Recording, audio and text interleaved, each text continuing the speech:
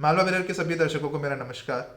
मैं प्रफुल्ल जौहरी आपका स्वागत करता हूं हमारे आज के स्पेशल शो में, जहां हम डिस्कस करेंगे ऐसे इंसिडेंट के बारे में जो मुझे लगता है देश के हर एक नागरिक को पता है, हर एक व्यक्ति को उसके बारे में जानकारी है। मैं बात कर रहा हूं उस इंसिडेंट की जहां उत्तरकाशी में टनल कोलैप्स होने के कारण हमारे 41 श्रमिक भाई वहां पर कैद हैं, ट्रैप हो चुके हैं और उनको रेस्क्यू का मिशन अभी चल रहा है। खैर, अभी जब हम रिकॉर्ड कर रहे हैं तो ऐसी न्यूज़ आई है कि जल्दी में ये जो रेस्क्यू मिशन है ख़त्म हो जाएगा सक्सेसफुली, सब लोग बाहर आ जाएंगे।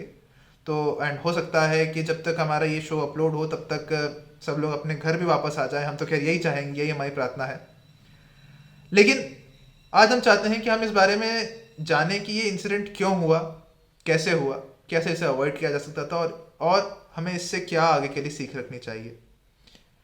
तो आज इसी बारे में हम चर्चा करेंगे और इस चर्चा में हमारे साथ एक बहुत स्पेशल गेस्ट हैं। आज हमारे साथ हैं major general retired TPS Rawat. इन्होंने आर्मी के इंजीनियरिंग कोर में अपनी सर्विस दी है एंड आज इन्हीं के साथ हम चर्चा करेंगे।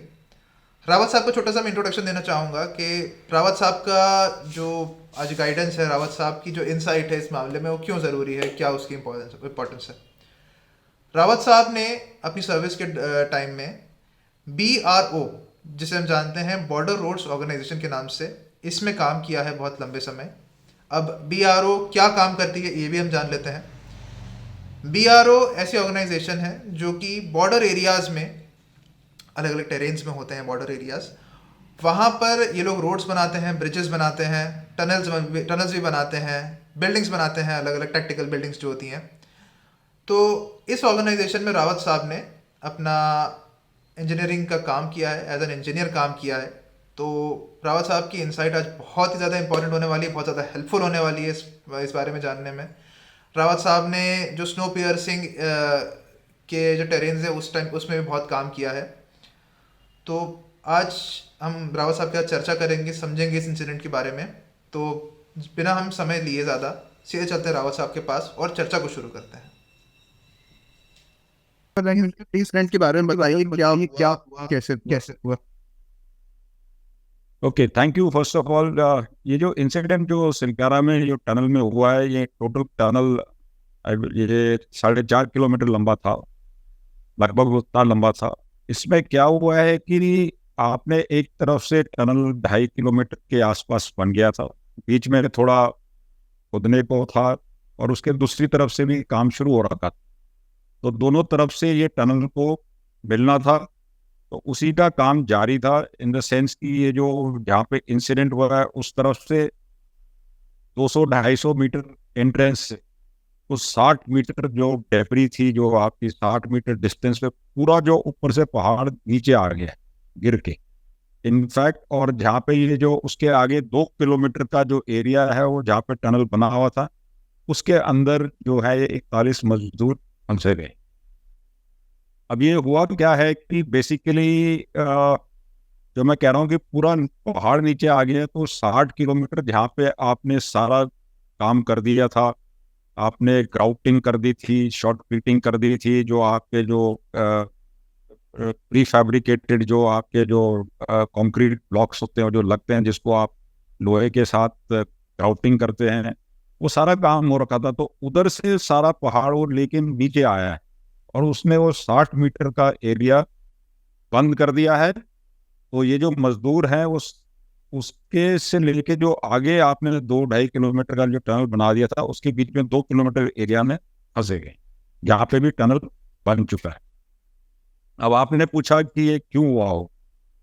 ये जो बात है समझनी जरूरी है कि मैं, क्योंकि आपने कहा चीफ इंजीनियर था मैं बॉर्डर रोड्स में जम्मू एंड कश्मीर में 2010 से 2013 तक। एंड उस टाइम पे काफ़ी सारे टनल्स पे काम शुरू हुआ था। इनफैक्ट उसी टाइम पे था कि जब हमने सोचा था कि ये टनल्स बनाने चाहिए ताकि डिस्टेंसेस कम हो, तो पूरे देश भर में काफ़ी जगह ये शुरू हुए थे इसमें। एंड इसका जो शुरू करने का सबसे पहले जो काम होता है, फिजिबिलिटी स्टडी कहते हैं उसको, जिसमें आप वो कार्रवाई करते हैं जिससे आप इसका एनालिसिस कर सके कि यहाँ पे टनल बन सकता है कि नहीं, सबसे पहले। और दूसरा, अगर बनना है तो किस डिज़ाइन का बनेगा, कितना उसके ऊपर कैसा वहाँ पे पहाड़ का स्ट्रक्चर है, रॉक स्ट्रक्चर कैसा है, और कितनी खुदाई करनी है, मतलब क्या क्या प्रॉब्लम आ सकती है, क्या क्या फॉल्ट लाइंस हैं, क्या क्या फॉल्ट जोन्स हैं। तो इन सब का वो करने के लिए फिजिबिलिटी स्टडी करेगा। और ये फिजिबिलिटी स्टडी काफ़ी इंपॉर्टेंट होती है इन द सेंस कि इसमें क्या होता है कि जो आपका पूरा टनल का लेंथ है, जैसे इसमें 4.5 किलोमीटर है, तो आप पूरा पहाड़ के ऊपर से लेके जहाँ तक टनल बनना है वहां तक आप ड्रिलिंग करके कोर्स निकालते हैं। इतने मोटे जो कोर्स होते हैं रॉक के, पूरा फॉर्मेशन निकलता है, उनको आप सीरियल नंबर में करते हैं और बॉक्सेस में उनको उसी हिसाब से लगाया जाता है ताकि उसकी एनालिसिस कर सके कि जो आपका पहाड़ का स्ट्रक्चर है कैसा है, स्ट्रॉन्ग है, वीक है, उसकी रॉक मास की जो डेंसिटी होती है उसका एनालिसिस किया जाता है, और उसके बेसिस पे ही आप कहते हैं कि यहाँ कमज़ोर है, नहीं है, एंड आप टनल का डिज़ाइन करते हैं। कहीं कहीं पे आपको इन पहाड़ों के बीच में वाटर के क्या कहते हैं वो भी मिल जाते हैं, झरने जो होते हैं जो ब्रेक हो सकते हैं, तो उनका ख्याल रखना है, तो वो भी पता चलता है। आजकल तो आपके पास लेज़र की वो आ गई हैं जिससे आप ग्राउंड पेनिट्रेटिंग रडार होते हैं, उससे भी काफ़ी डिस्टेंस तक आप इंफॉर्मेशन ले सकते हैं। तो ये सारी चीज़ें जो है फिजिबिलिटी स्टडी में ये करनी जरूरी है। पर और ये आपका जो पूरा एंटायर लेंथ है, जैसे मैंने कहा, उसमें हर 100 मीटर पे एटलीस्ट 2 से 3 होल किए जाते हैं पूरे नीचे तक, जिसपे आप बेसिस बनाते हैं अपनी स्टडी। तो ये होना चाहिए। अब ये यहाँ पे जो पहाड़ आया है वो आपका पूरा ऐसे गिर गया अंदर, ना जहाँ पे बना हुआ था, जहाँ पे आपने पूरी कोर कूलिंग भी कर दी थी, रॉड्स भी डाल दिए थे, सब कुछ डाल दिया था, शॉर्ट फिटिंग कर दी थी, वो कर दिया था, तो पूरा मलबा नीचे आ गया। एंड इसीलिए प्रॉब्लम आ रही है क्योंकि वो जो मलबा आया है उधर आपके सारे रॉड्स, कंक्रीट ब्लॉक्स और वो हैं, उसकी वजह से आपके वो जो अर्थ ऑगर के बेस से वो टूट गया। अब ऊपर से पहाड़ आया तो आता रहेगा क्योंकि लूज था स्ट्रक्चर, एंड जैसे आप खोदेंगे उसको तो फिर और ऊपर से आएगा। तो it is a very kind of catch-22 situation अभी। इसलिए वो आगे ऑपरेशन जो चल रहे हैं, मैं तो ग्राउंड पे हूँ नहीं, काफ़ी सारे एक्सपर्ट हैं, पर बेसिक क्या कहते हैं जो लॉजिक, जो बेसिक है, जो जानकारी वो ये है, इसकी वजह से वो पहाड़ हो गया। जिसमें मुझे लगता है कि कहीं पे ऐसा कैसे हो सकता है बिना फिजिबिलिटी स्टडी के पता ना चलो कि वहाँ पे वीक है। तो सर आपके अकॉर्डिंग गलती व्हाट वेंट रॉन्ग? नहीं, मैं अभी ये तो मैं नहीं कह सकता what went wrong, but I can say it should not have gone wrong. Okay okay.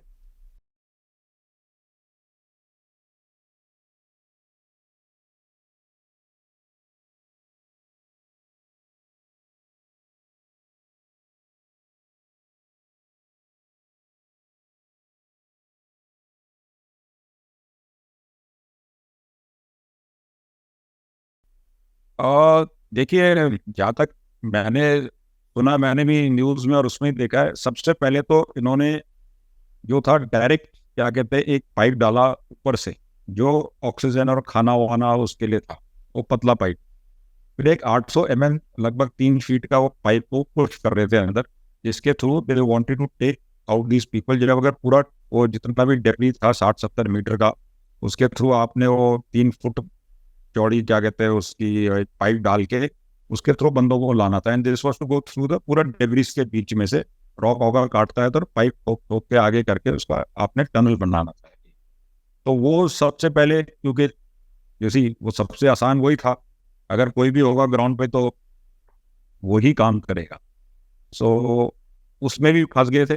जो हमने कहा कि वो जो पूरा रॉक कंक्रीट आया था नीचे से ऊपर से, उससे ऑकर की ब्लेड टूट गई थी, तो उससे काम रुक गया था थोड़े टाइम। पर फाइनली दे हैव गॉट, वो जो अपने जो मैनुअल ड्रिलिंग वाले हैं वो आए हैं, और साथ में हम बात भी कर रहे थे क्योंकि मैं तो खुद ही इंजीनियर्स का हूँ, तो फौज के इंजीनियर्स भी पहुँचे हैं। तो ऑब्वियसली जैसे you call it a good omen और वॉट एवर, बिकॉज फौज इज ऑलवेज मिशन ओरिएंटेड, तो काम तो होना ही था। वो तो हम पे जैसे ही पता चला फौज आ गई है, not that I am saying कि others have not done, others have done everything possible, and since they are experts, they are there, they have been doing it. Nature के साथ you can't fight, man proposes, God disposes, तो मेहनत तो सबने करी है।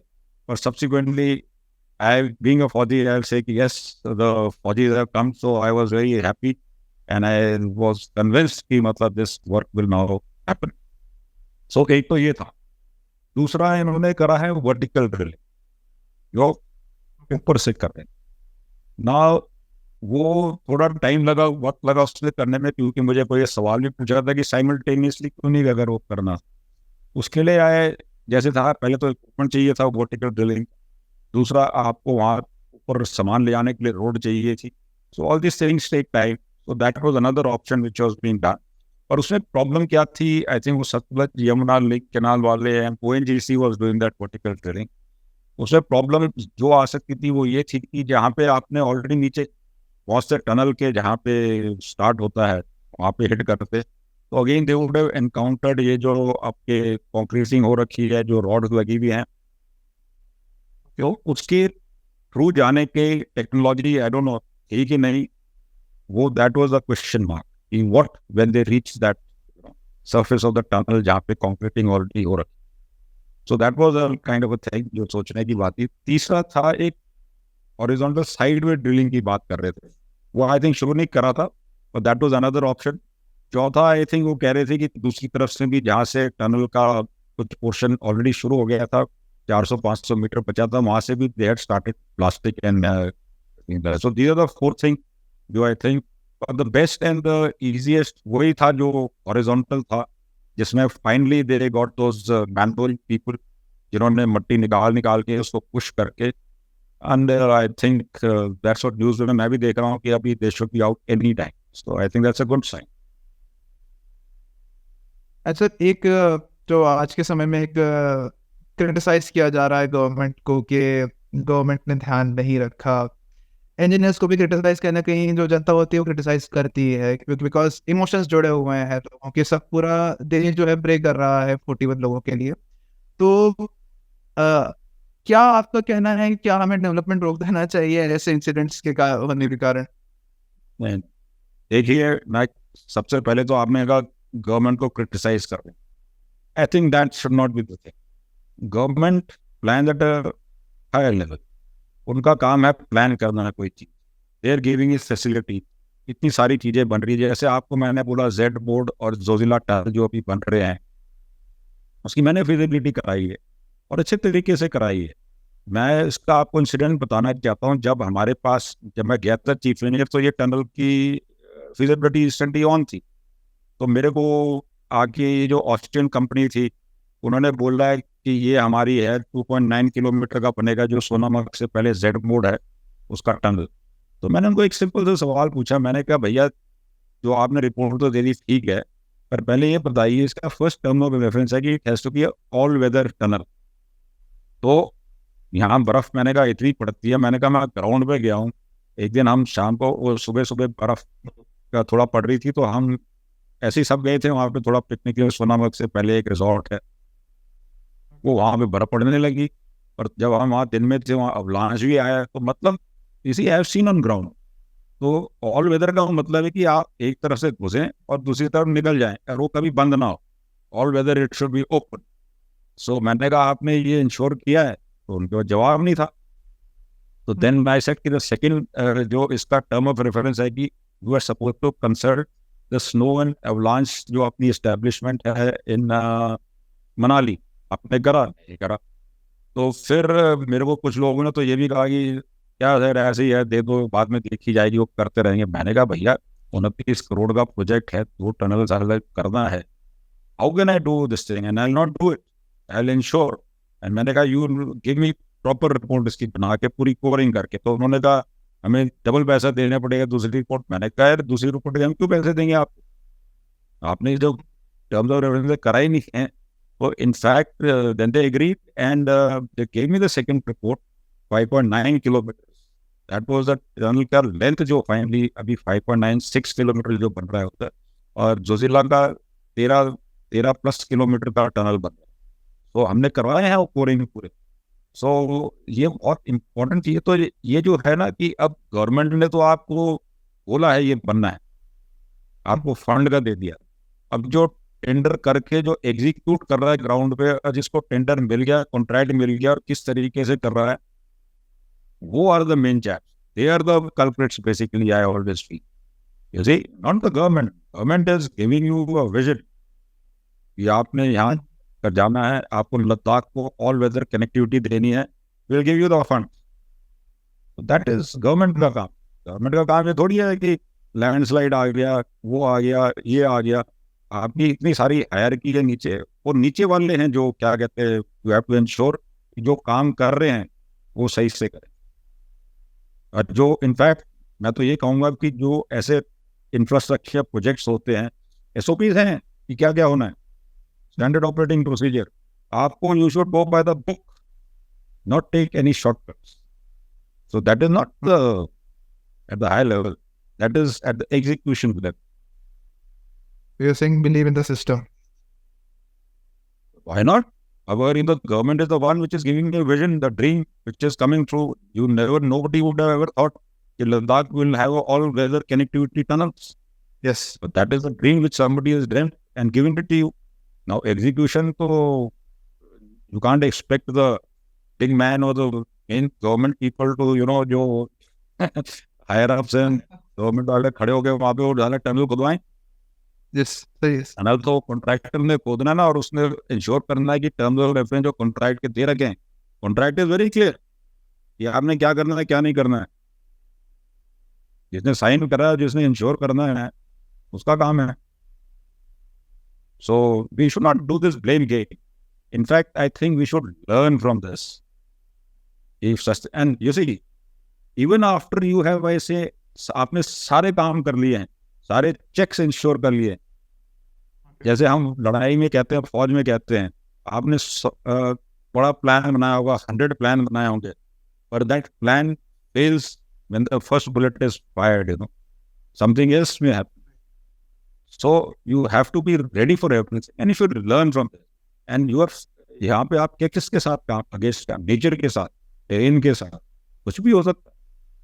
तो टेरेन के साथ कुछ भी हो सकता है, कोई भी मिस्ट्रीज हो सकती हैं, कुछ भी कभी हो सकता है। अर्थक्वेक आ जाए, थोड़ा फॉल्ट लाइंस कुछ एक्टिवेट हो जाए, आप बता सकते हैं अर्थक्वेक कहाँ पे आएगा। तो you have zones made, zone 5, zone 4, zone 3, और कब आएगा, कैसे आएगा, कौन सी प्लेट कब शिफ्ट करेगी, कौन बता सकता। कौन सा नाला कहाँ से फट जाएगा। जैसे अटल टनल में सेरी नाला था जो ऊपर से डिटेक्टेड था, उसका पानी इसी पे होने लग गया है, वो आज भी हो रहा है। पर उसने उनका एक्शन तो लिया है कुछ, पर द प्रॉब्लम तो है ना। और आपने कनेक्टिविटी तो दे दी है उधर से मनाली से पूरी जो ऑल वेदर टनल है।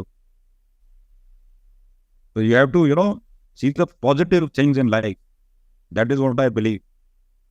पॉजिटिव चीजें देखी, हमेशा ये रोगे क्रिब करके गालियां दे के ऐसे नेशन नहीं बढ़ता। नेशन बढ़ता है पॉजिटिविटी के साथ और सबका साथ के साथ। What a great thing. Only soldier things like that. And I wish everybody starts thinking like this.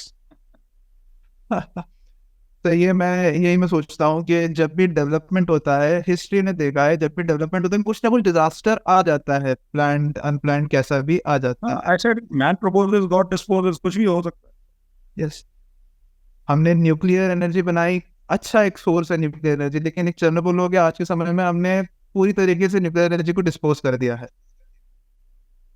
Sorry, I couldn't hear you. कुछ फोन आ रहा था, बीच में I had to switch it off, the volume went down.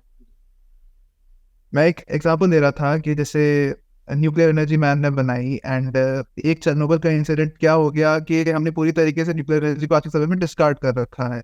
कुछ वैसी companies हैं जो आज के समय में प्रपोज कर रही हैं कि हम वापस पुराने रिएक्टर्स को स्टार्ट करते हैं, लेकिन थोड़ा सा एनवायरमेंटलिस्ट का अपोजिशन है। ये और फिर हमने बैलिस्टिक्स, हमने बेसिकली हमने एरोनॉटिक्स में हमने किया तो लोगों ने उससे मिसाइल बना ली। हमने प्लेन्स अच्छे बनाए तो लोगों ने उससे फाइटर जेट्स बना लिए, किलिंग मशीन्स बना ली। तो हम डेवलपमेंट थोड़ी छोड़ेंगे अगर उससे कुछ गलत हो रहा है तो। आप देखिए, जब ये सृष्टि शुरू हुई थी क्या था, आदमी केव में रहता था, क्या करता था। आज आपके पास मैं और आप बात कर रहे हैं ऐसे बैठ के यहाँ पे, कभी कोई सोच सकता था। So you see, pros and cons हर जगह होंगे, पर आपको पॉजिटिविटी देखनी। पॉजिटिव इन द सेंस की how can we make it for the betterment of society. बाकी तो होंगे जो होंगे, वो हमारे को फिर अपनी सोच और जो भी है उस हिसाब से करना है। तो हर जगह अगर कोई हाँ बोलने वाले हैं तो ना बोलने वाले तो होंगे हमेशा। तो दैट इज ठीक है, that is part of the game. पर maximum people think positive, I think your day is made.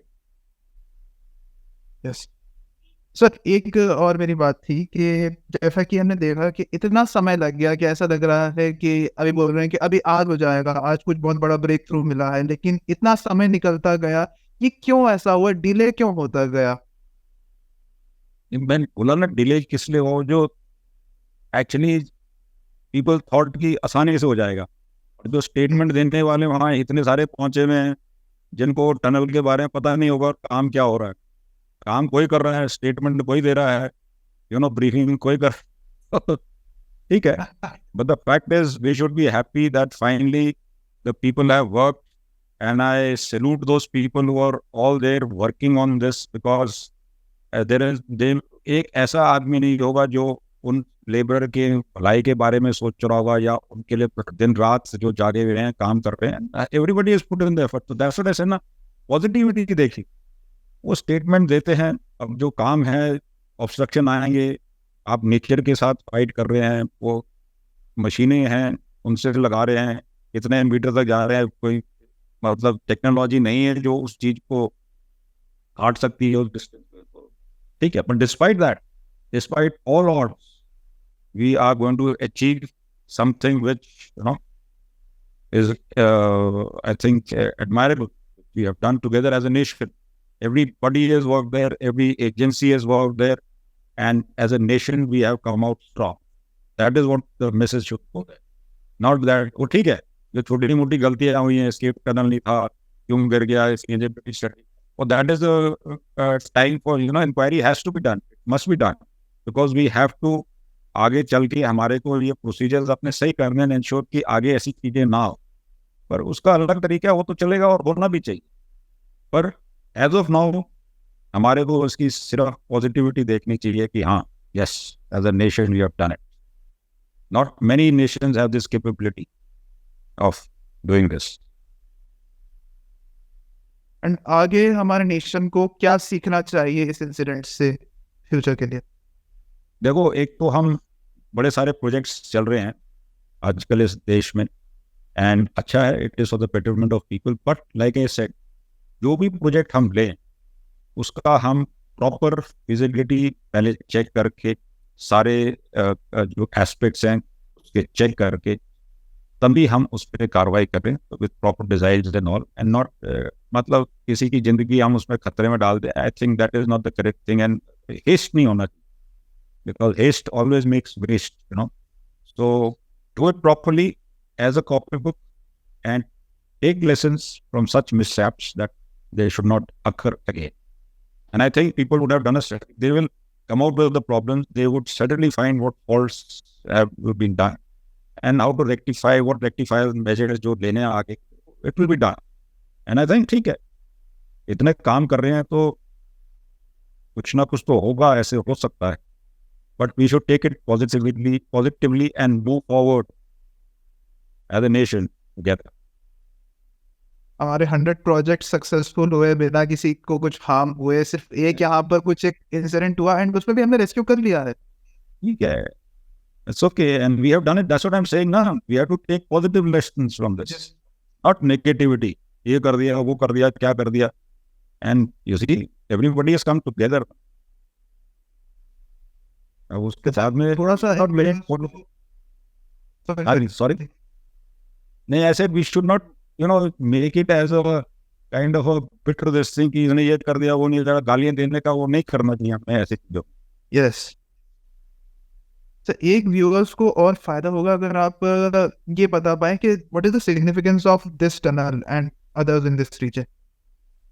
I am not sure, पर जो मैंने जो सुना है इसका, ये 4 धाम जो वहाँ का यात्रा के जो कनेक्टिविटी कर रहे हैं उसके लिए I think it was important, because इसी टनल जहाँ भी बनता है वो आपको काफ़ी सारा जो सर्कुटस रूट होता है उससे आपका टाइम काफ़ी कम कर देता है, and it gives you an all weather connectivity. जो बर्फ़ के टाइम पे जहाँ पे आप फील करते हैं कि बर्फ़ की वजह से रोड ब्लॉक हो सकती है, या आपके कहीं पे जैसे आपने गढ़वाल में कलिया सौड़ का सुना होगा, एक लैंडस्लाइड, वो हमेशा कभी भी आ जाता है एंड वो गाड़ियाँ फंसी रहती हैं काफ़ी टाइम तक। तो देयर आर सो मेनी ऐसे locations in the mountains, because the mountains are young, नए माउंटेन्स हैं, पूरे फॉर्म नहीं हुए हैं, तो वहाँ ये लगातार ये होता रहता है। लॉट ऑफ पीपल को जो यात्रा पे जाते हैं उनको काफी देर तक, घंटों घंटों कभी कभी खड़ा होना चाहिए। हम भी एक दो जगह फंसे थे, तो उससे बचने के लिए ये टनल बनाए जाते हैं ताकि आप इनको अवॉइड करके आपको आप फंसे ना रहें, क्योंकि बीवी होते हैं, बच्चे होते हैं, एंड उस एल्टीट्यूड पे ठंड में ऐसे मौसम में कभी 10-10, 20-20, 24-24 घंटे आदमी को वहां पे खड़े रहना पड़ता है। सो वो तकलीफ ना हो, इसलिए टनल बनाए जाते हैं। एंड इट सडनली आपका जो जर्नी टाइम है उसको तो काफी कम कर ही देता है, तो इसलिए ये बनाए जाते हैं। एंड इट इज फॉर हमारे ही फायदे के लिए बनाए जा रहे हैं। कोई मतलब ऐसे कोई उससे तो बताता नहीं है कि टनल चल रहा है, ऐसे ही टनल बना। तो ये 4 धाम जो यात्रा है गढ़वाल में, which is very important, it was part of one of the tunnels for to give them better accessibility to these places and all weather accessibility. तो आई गेस सर मेरे ख्याल से हमारे पॉइंट्स काफ़ी अच्छे से डिस्कस हो गए हैं। आपने इतने अच्छे से एक्सप्लेन किया है कि मेरे ख्याल से व्यूअर्स को कुछ ज़्यादा कंफ्यूजन बचेगा नहीं। तो I guess I will thank you so much for coming to our show and Thank you. I hope It was a pleasure. बार में बुलाएं। जरूर, हम हमेशा तैयार हैं, फौजी हैं, thank you sir, thank you हमेशा तत्पर, हमेशा तत्पर देश की सेवा में। रिटायरमेंट के बाद हम उसको रिटायरमेंट नहीं कहते, री-अटायरमेंट कहते हैं। You have re-attired, not retired. यही तो चाहिए सब सिटीजन से। Thank you. Thank you so much sir. जय please have a nice day. जय हिंद, जय भारत। जय हिंद सर।